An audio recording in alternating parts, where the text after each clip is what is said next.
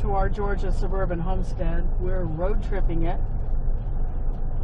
Here after finding out that the monarch butterfly has been put on the endangered species list, I started researching what monarch specific butterfly plants I can plant here in northeast Georgia. And I actually found 2 nurseries. Of course, it's not the time of year to buy seed, but these people have actual plants. We can go get a couple of plants and get them in, and they'll bloom, and we'll have our own seed for next year. The problem is, Charlie took time off of work to come home so we could go before they close at 6. And if we don't get there today, we'll have to go tomorrow because they close Sunday for several weeks, and then it'll be too late to plant these plants this year.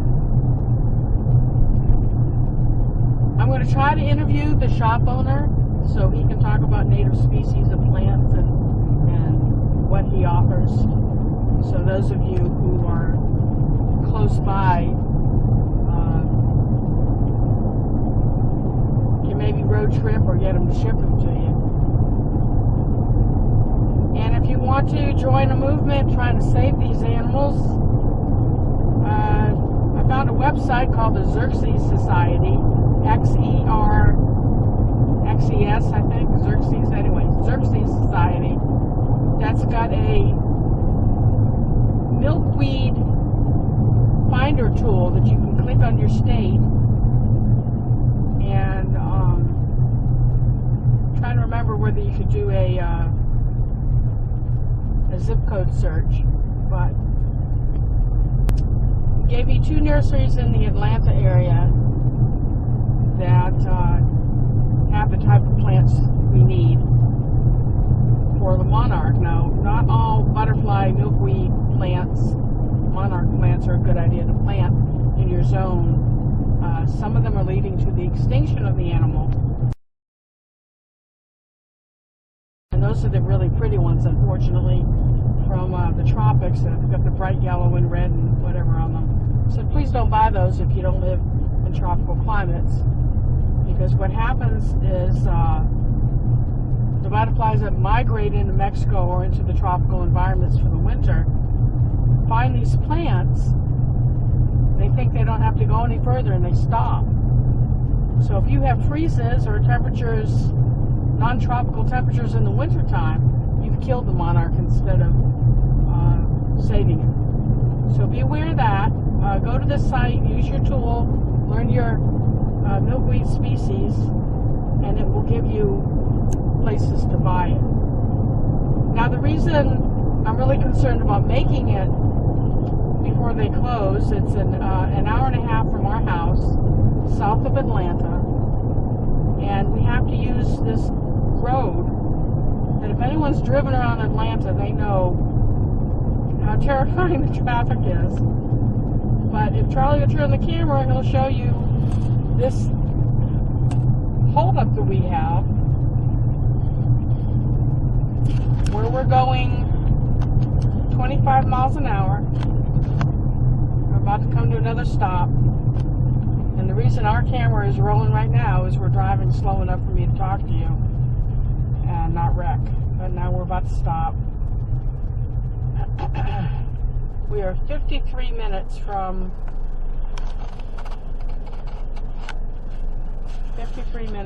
our destination, and it's 4:22. Gonna get there with 10 minutes to shop.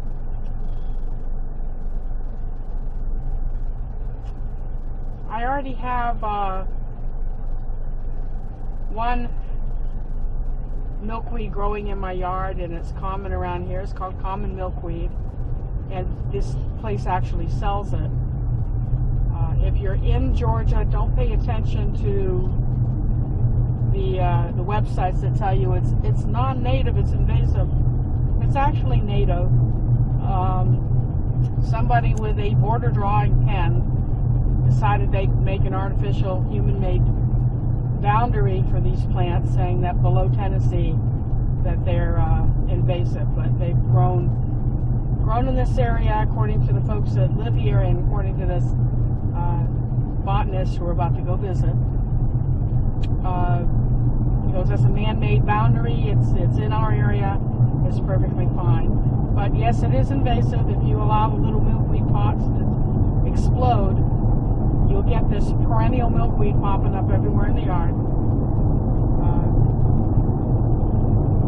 So we'll turn the cameras back on when we get there. See you in about 50 minutes.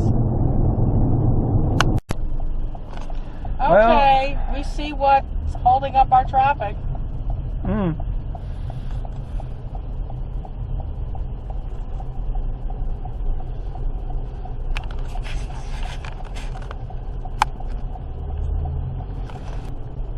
Head turners. Look at that. Now, how does that happen? This far out, he was going way too fast. Tilted over.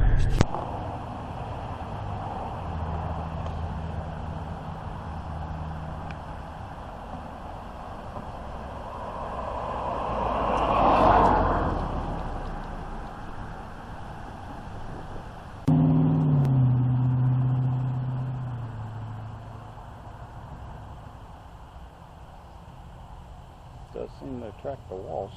Yeah, there's several species of wasps. Flies, bees, native bees, of course. We do get the European honeybee, but he's not native. We focus mainly on the native pollinators. There's a fly, a very large fly up there.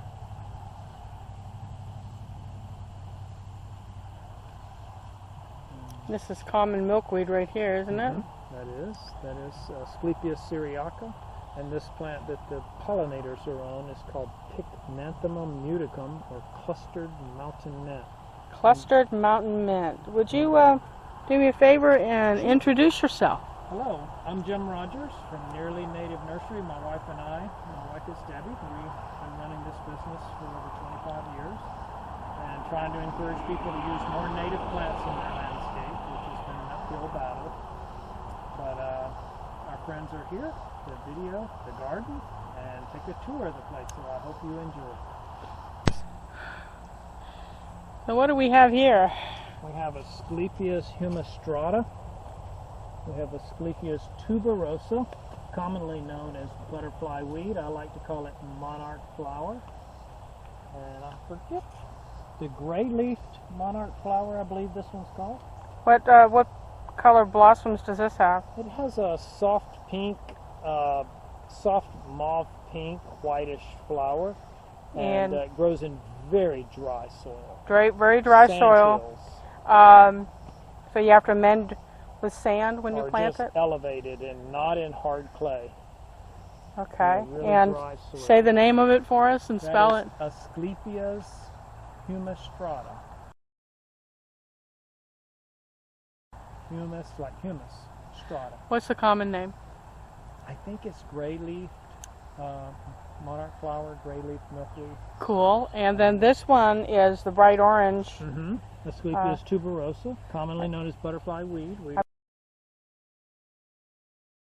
I've got that on the property. People who follow me will know what that is already. Grown from seed. And then we've got liatris here and more Asclepias tuberosa. Various other plants over here. We don't know what they are until we look at them. This is Asclepias incarnata. So this is the swamp. That's the swamp. Now, does that have to have wet feed all the time? No. It's just got to have average moisture to wet feed. Okay. So and it goes in alluvial soils, floodplains, and places like that. So okay, it's not wet all the time, but it can be flooded. It'll grow in a home garden, maybe where the downspout is? Yes, that's an excellent place to grow a plant that needs consistent moisture. And this is a monarch attractor. It's a monarch host. All the Asclepias, and I think Asclepias was the son of Apollo in Greek and was the god of healing. Yeah. Okay, so what are you going to sell us today? Oh, whatever it is, we'd sell you the whole nursery if you want it. Oh. Here's the pipeline caterpillar crawling down. Can you tell us a little bit about why we don't want to kill caterpillars when we find them? The number one reason that we don't want to kill caterpillars is because I don't know exactly the number, but I think it's 97-98% of all of our birds feed their babies caterpillars.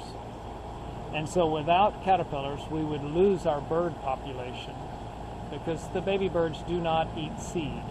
So tell us what happens when a caterpillar depopulates a plant, takes the leaves off. What happens to the plants usually? The plants regenerate and put new foliage back out. It's a symbiotic relationship. So don't panic when you're... Yeah, don't panic. I mean, this is what they're supposed to do. You can see this leaf has just been skeletonized by them. And you can see there's a big, happy, fat one right there. Look, y'all. It kind of looks like me. Yeah, but they're beautiful. So what do you think about the hornworms on the tomatoes?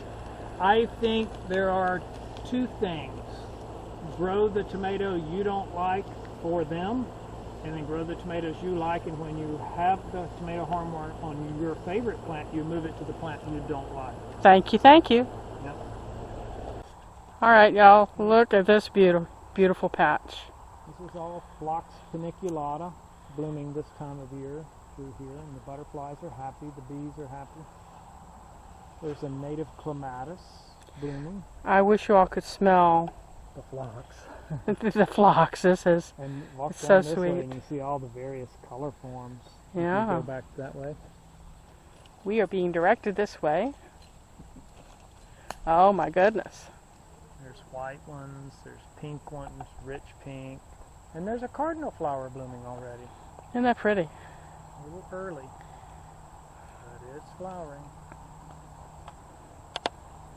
And everybody's afraid of these bumblebees. Oh no, not my viewers. They watch me tickle them. Yeah. They're totally harmless. When they're infatuated with the flowers, they are not interested in you. It's kind of like, giving me some chocolate ice cream and trying to make me mad. It's hard to do. I'm happy. Oh, this is very lovely. You see the genetic variation, just like in people. You see some that have big, fat, wide petals, some that have smaller petals, some that make a flat disc like that one. And those are the ones that people give names to. And then this one that has really small flowers. This is easy to grow. Just plunk it in, stand back. Yeah, basically, if you have, that's true. Yeah, if you have decent soil, this is red clay, but it's diggable red clay.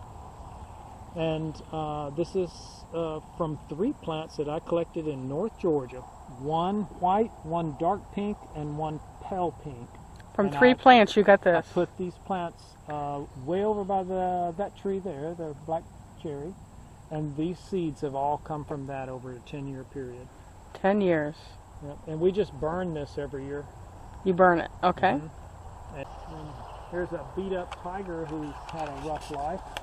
Somebody's been after him.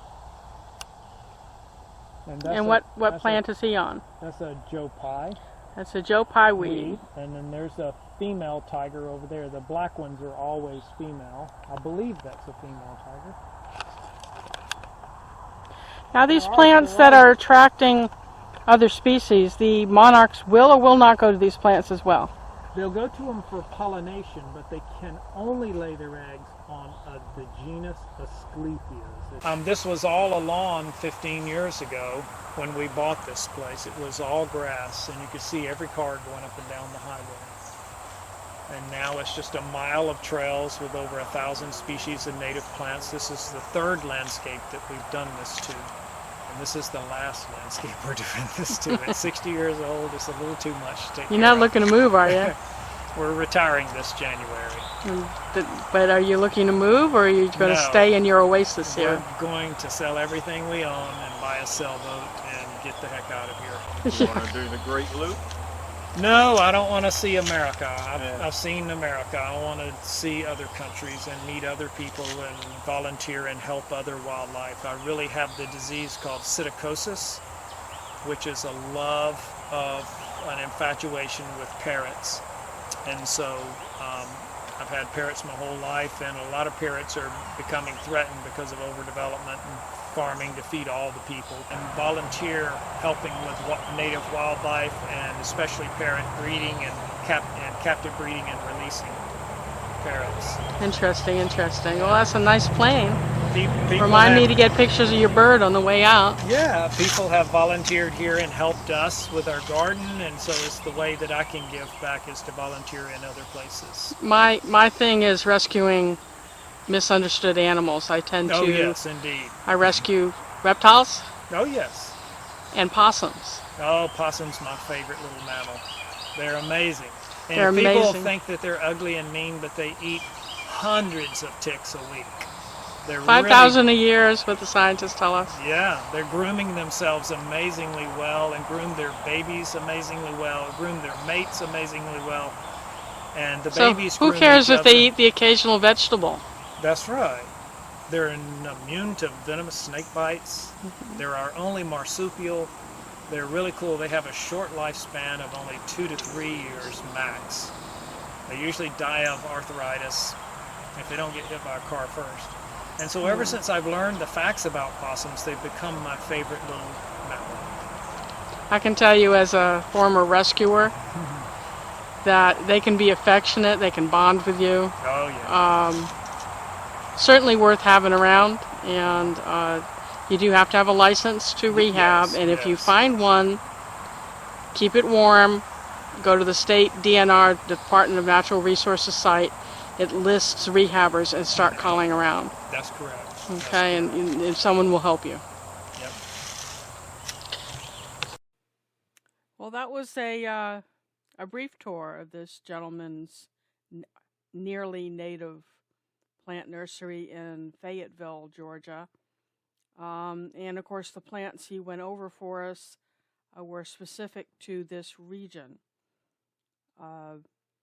Again, if you go to the Xerces Society webpage, that I'll list the link below, you can use their butterfly weed or milkweed tracker to select your state, and it will tell you which species to look for in your area, and then actually list the nurseries that carry it. So I highly suggest, if you want to save the monarch, taking part in this project. And thank you so much. This was a long video, but I hope you have information here that you can use. Please subscribe, hit your bell, and give us a thumbs up. See ya.